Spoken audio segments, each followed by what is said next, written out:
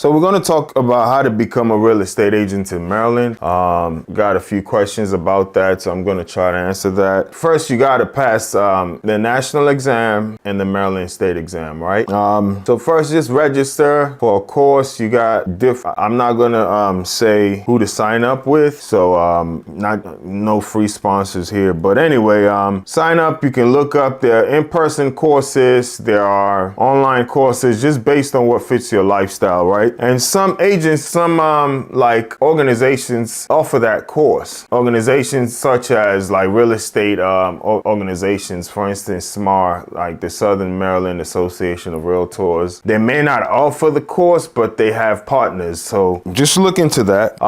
Take the course. It's going to cost you about $350 to $400. That's what the course is going to cost. So take the course, and based on whether you take it online or in person, there might be different requirements, right? And then you got to do a practice exam, PSI practice exam. Back when I took mine, there was a lot of virtual stuff going on, which can still apply now, or you may have to go in person and take that exam, right? If you're taking it virtually, obviously you're going to have to pick up your camera, zoom around the room. They're going to ask you to zoom under the table. So if you're getting any value from this video, make sure you like and subscribe. It would help the channel grow. The algorithm is telling me that over 90% of those watching are not subscribed. So please make sure you subscribe. Thank you very much. Zoom behind the chairs, zoom on the walls all around you, just to make sure you don't have any cheat sheets anywhere. So be mindful, and zoom on the floor as well, where you're taking that exam. But if you're going in person to go take the practice exam, you don't have to worry about that, right? Don't know what that's going to cost.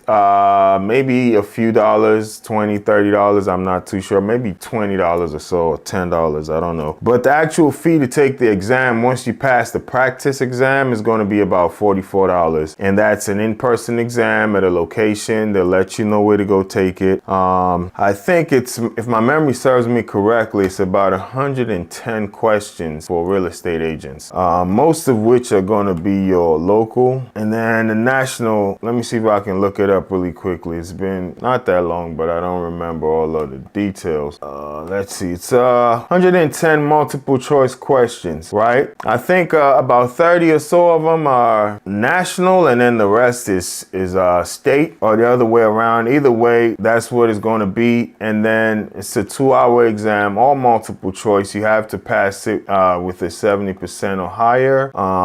If you fail any portion, if you fail the national, you got to go back and take the national. If you fail the state, you go back and take the state, but all of them combined and you're good, right? 2 hours in length, and you get your results. When you get your results, you can then try to find a broker. Maybe I'll do a separate video on finding the right broker. But a lot of things you may want to consider is location. Do you want to work from home? Do you want to be in the office? How close is it to you? Do you want a brand name? Do you want a boutique broker that's local in your area? The cost, the commission splits is like one of the last things I would like people to focus on, because if you get 100% of your commission, but you don't get any transactions, 0 of 100 is 0, right? So if you're paying a 60-40 commission split, but you're getting a lot of transactions, then that's way more than if you're getting all your commissions but not getting any deals. So commissions, really, until you get going, don't put your mind on that. Set your mind on where you can go and succeed, is what I'll say, right? Like I said, I'll probably do a separate video for that. But let's talk about the fees and the cost, right? So as I mentioned, the class about $300 to $400 based on where you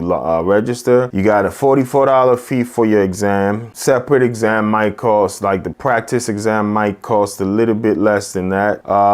You got association fees. So for instance, you got the Prince George's County Real Estate Association, you got Maryland, Anne Arundel County, you got SMAR for Southern Maryland. Different areas, different associations, but they all are going to ask a different fee. So based on where you are, the fee might might vary, but you're looking at $800 to $1,000 or so annually. Might be a little higher in certain areas, might be a little less in certain areas. So you want to look at what locale you are, who you want to partner with. It doesn't matter if you have one with SMAR, you can sell real estate all over the state of Maryland. So it doesn't matter if you're in Baltimore County, it doesn't matter really, but it's better to be affiliated with an association close to your office or where you live, right?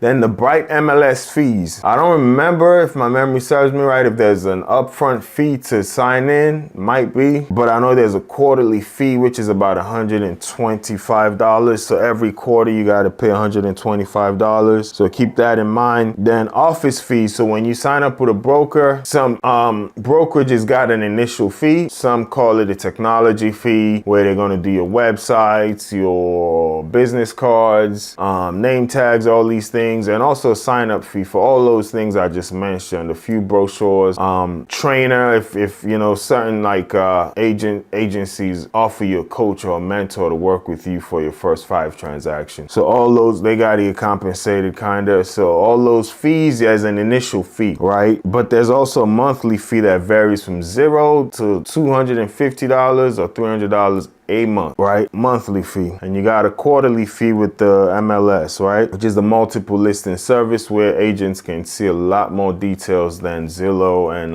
Redfin that the public has access to.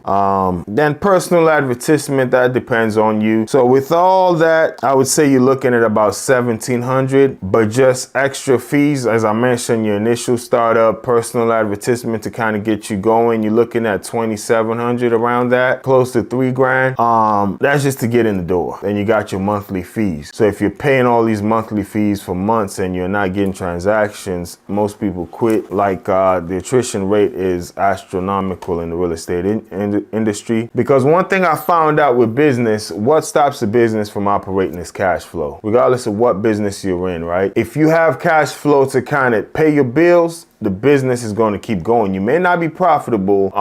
You can see these startup companies, they invest $40 billion and they're only making $100 million a year. It takes them a while to kind of break even and get that money and then start churning a profit. But if they have some kind of cash flow, they can keep the business going. People only file bankruptcy and operating businesses if, most of the time, if cash flow isn't coming, you can't pay your overhead. So your overhead in this industry would be your office fees, your monthly dues, and all these fees from these different organizations that are required either monthly, quarterly, or annually, right? So if you don't have transactions to keep that, then that's when most people quit. All right. Thanks for watching the video. Hope you found it informative. My contact information is in the description below. Send me a text or an email because I'd love to help you with your real estate needs.